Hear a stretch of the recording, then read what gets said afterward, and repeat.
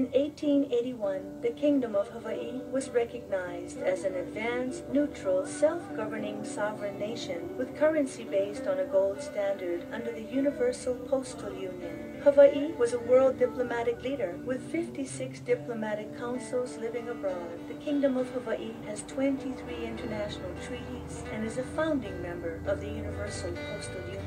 By 1887, the kingdom had 46 international treaties and 90 embassies. In 1893, the Kingdom of Hawaii was invaded by the USA. Deceived by a group of wealthy American businessmen, U.S. Marines deployed overwhelming firepower and took control of Hawaiian land, assets, and government at gunpoint. This group usurped control as the provisional government. They violated 5 treaty accords and were labeled traitors. Despite Queen Liliuokalani's protests, the petition of 38,000 kingdom citizens, and President Grover Cleveland's attempt to right the violation of both international and constitutional law, the traitors were never forced to relinquish control and restore Queen Liliuokalani to the throne of the Kingdom of Hawaii.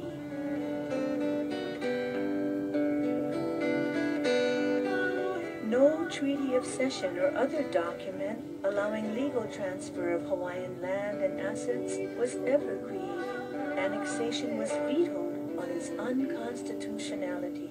Congress had no constitutional power to acquire Hawaii by joint resolution, but proceeded nonetheless. Congress has no authority to enact legislation in Hawaii and never has.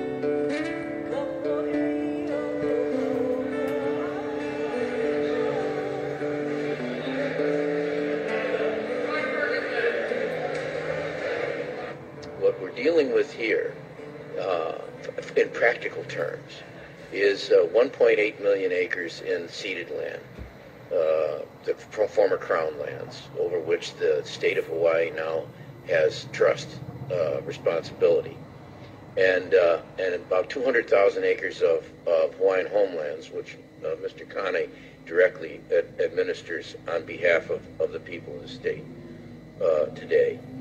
And the reason that you get these questions now, in all honesty, Doc and everybody else, is that when the 1.8 million acres were seen as essentially worthless, which is the reason that these particular lands, because you could have said at the time that the entire state was Crown lands because it was a kingdom. When we put Western ideas of property and ownership into the equation, well, then it became somebody's land. They owned it. And so the 1.8 million acres essentially were seen as something that the merchant bankers didn't need. So the 1.8 million acres wasn't seen as worth anything. The 200,000 acres that Mr. Kane administers right now, again, we're seen as, well, we'll just give that to the Hawaiians. Nobody wants it. There's no water. There's no infrastructure. There's no anything. It's not useful to anybody who wants to make money out of it. So we'll give that to the native Hawaiians. Now, come to 2010. How would you like to have, Doc, 1.8 million acres of land in Hawaii today? How would you like to have 200,000 acres in additional land reserved for Hawaiians by congressional act? When we come down to it, when you get right down to the nitty-gritties of all of this, this has nothing to do with the Constitution. This has nothing to do with the race. This has to do with assets, land and money. And when that 1.8 million acres wasn't yielding any money, when that 200,000 acres was out there and it didn't have any value to them, let me tell you, now you got 2 million acres of land in Hawaii. You got hundreds of millions of dollars in in funds that are under the care of the Office of Hawaiian Affairs right now, which will go to this new entity, and you've got an income stream in the tens of millions of dollars coming from the lease arrangements on either the ceded lands or the Hawaiian homelands, so that you can build houses, you can put infrastructure in. Now, everybody's interested that they're not discriminated against. And what they mean is how can they get in on owning, controlling, maneuvering, and manipulating that 2 million acres of land, the hundreds of millions of dollars, and the tens of millions of dollars of income stream. I rest my case.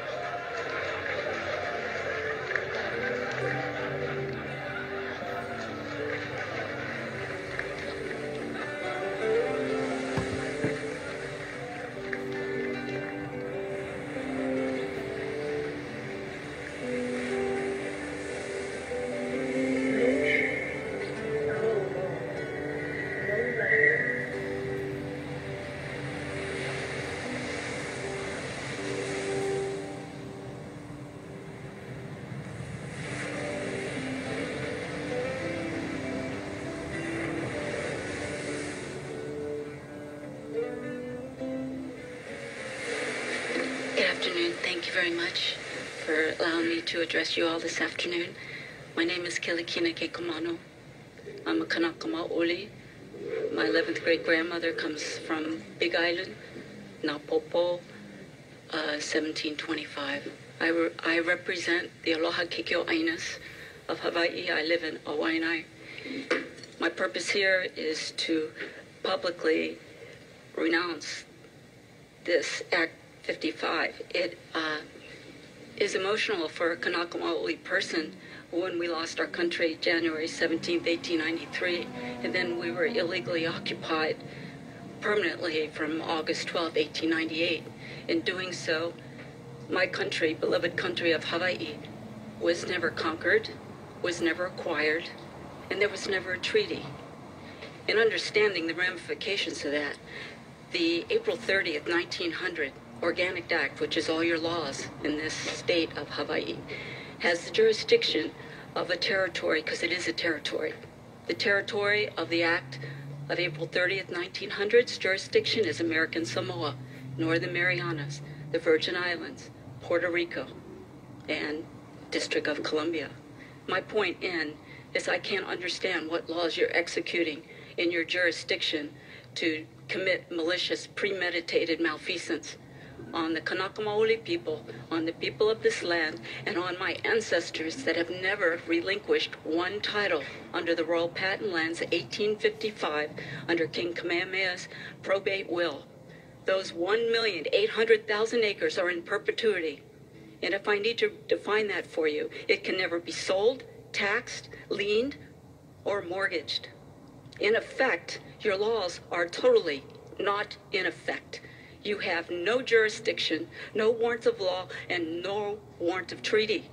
You have the United States of America needed a treaty for its major three accusations, which was from Napoleon in 1803, the Louisiana Purchase, the American-Mexican War, the Treaty of Guadalupe-Hidalgo in 1848, 15 million, and don't forget Russia with love, 7.2 million in 1876.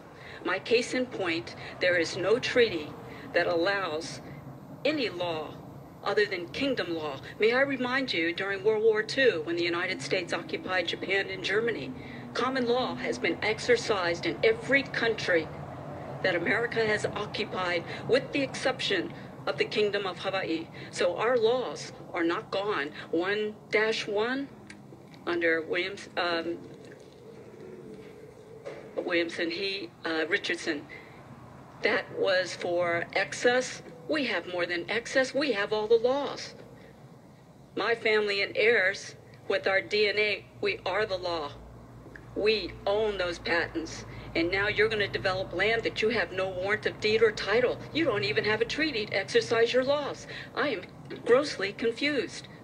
How can you pursue this malicious, premeditated malfeasance on my people without warrant of deed or title? That was all rescinded January 17th, 1893. There was no Bureau of Conveyance. There was no notary. And then you had 50 U.S. American businessmen and sugar plantation owners, with the aid of the USS Boston of 157 men with 10 officers that came in on a man of war, broke international law, occupied our islands, raped the Queen of her land, her resources, her gold, and 46 international neutral treaties. Now show me, I don't understand what law you're using. There is no law in this state. It's a corporation under an act of the District of Columbia, which is a territory.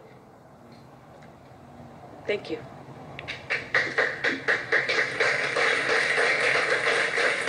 Mahalo nui for watching.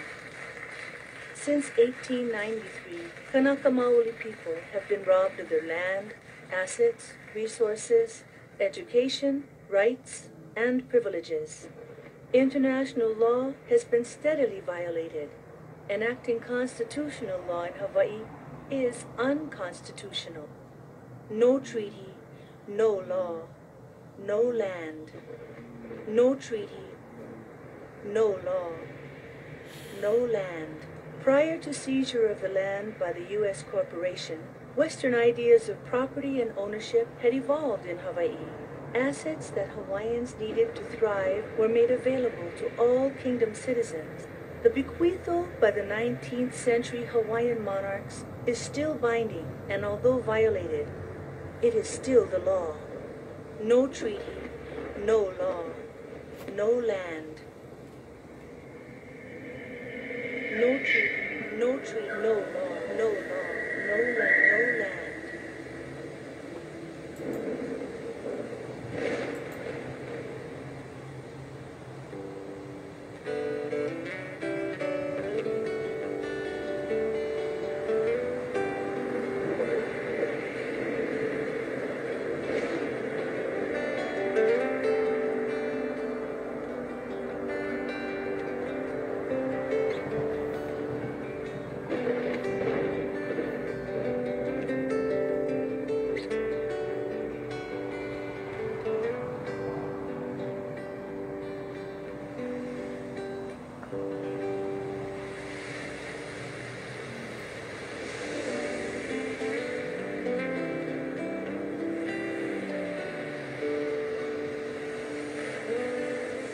Welcome to Issues That Matter. I'm Lynette Cruz, your host.